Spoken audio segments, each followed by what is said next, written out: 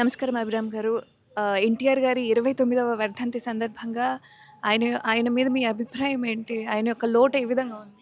అందరికీ నమస్కారం అండి. ఈరోజు ముఖ్యంగా 29వ వర్ధంతి సందర్భంగా ఎన్టీఆర్ గారికి నివాళులర్పించడానికి వచ్చాం.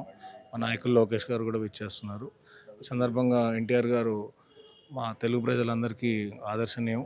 అదేవిధంగా యువకులందరికీ రాజకీయాల్లోకి ప్రవేశపెట్టడానికి ఆయనే మార్గం చూపారు. అదేవిధంగా మా నాయకులు లోకేష్ గారు కూడా అదే స్టాండ్‌లో ముందుకెళ్ళడం చాలా ఆనందంగా ఉంది. ఈ విధంగా మేము ఎన్టీఆర్ గారికి ఎప్పుడూ కూడా అభిమానులుగా చిరస్థాయిగా ఉండిపోతాం. ఆయన ఎప్పటికీ మా గుండెల్లో నిలిచిపోతారని తెలియజేసుకున్నాను.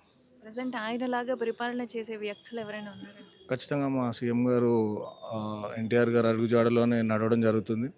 అదేవిధంగా మా యువ నాయకులు, మా మంత్రివర్యులు లోకేష్ గారు మా యువకులకి స్ఫూర్తినిస్తూ ఎన్టీఆర్ గారి సాధనను ముందుకు తీసుకెళ్లడంలో ఈరోజు సభ్యత్వం కూడా 1,00,00,000 మందికి పైగా జరగడం చాలా ఆనందంగా ఉంది.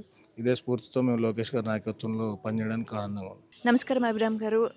ఎన్టీఆర్ గారి 29వ వర్ధంతి సందర్భంగా ఆయన ఆయన మీద మీ అభిప్రాయం ఏంటి? ఆయన యొక్క లోటు ఏ విధంగా ఉంది? అందరికీ నమస్కారం అండి. ఈరోజు ముఖ్యంగా 29వ వర్ధంతి సందర్భంగా ఎన్టీఆర్ గారికి నివాళులర్పించడానికి వచ్చాం. మా నాయకులు లోకేష్ గారు కూడా విచ్చేస్తున్నారు. ఈ సందర్భంగా ఎన్టీఆర్ గారు మా తెలుగు ప్రజలందరికీ ఆదర్శనీయం. అదేవిధంగా యువకులందరికీ రాజకీయాల్లోకి ప్రవేశపెట్టడానికి ఆయనే మార్గం చూపారు. అదేవిధంగా మా నాయకులు లోకేష్ గారు కూడా అదే స్టాండ్‌లో ముందుకెళ్ళడం చాలా ఆనందంగా ఉంది. ఈ విధంగా మేము ఎన్టీఆర్ గారికి ఎప్పుడూ కూడా అభిమానులుగా చిరస్థాయిగా ఉండిపోతాం. ఆయన ఎప్పటికీ మా గుండెల్లో నిలిచిపోతారని తెలియజేసుకున్నాను.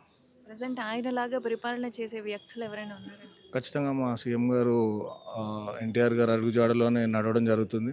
అదేవిధంగా మా యువ నాయకులు, మా మంత్రివర్యులు లోకేష్ గారు మా యువకులకి స్ఫూర్తినిస్తూ ఎన్టీఆర్ గారి సాధనను ముందుకు తీసుకెళ్లడంలో ఈరోజు సభ్యత్వం కూడా 1,00,00,000 మందికి పైగా జరగడం చాలా ఆనందంగా ఉంది. ఇదే స్ఫూర్తితో మేము లోకేష్ గారి నాయకత్వంలో పనిచేయడానికి ఆనందంగా ఉంది.